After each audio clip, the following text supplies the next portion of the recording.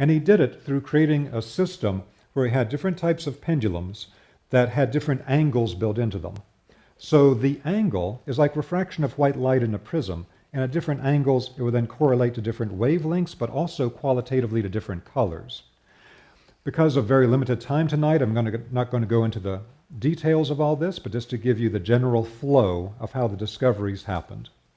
So through this process, he was able to develop a series of vibrational pendulums, and in this type of French vibrational radiesthesia work, they did not ask any mental questions, and they were not doing mental dowsing. They did not program the pendulum to move a particular way to answer a mental question. It was all a question of being able to detect invisible vibrations and identify their quality. Now, this is from Turin's 1942 book, which is an amazing book called The Scientific Control of All Natural Waves. And what he shows here is the form of Egyptian hieroglyphs that are uncut. And with his equipment, he could detect subtle radiations coming off of these complete hieroglyphs. But then he shows them with a cut being made through them.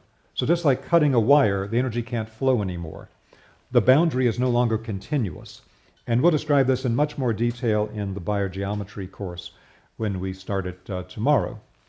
So by cutting it, these were actually cut with a chisel from the forms engraved on the Egyptian temple wall. Someone came around later to neutralize their power and to neutralize their shape-caused wave.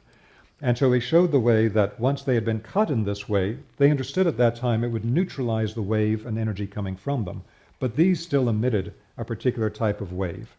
So the French had the ability then to be able to directly test artifacts from ancient Egypt and detect the subtle radiations that they were in fact designed to emanate.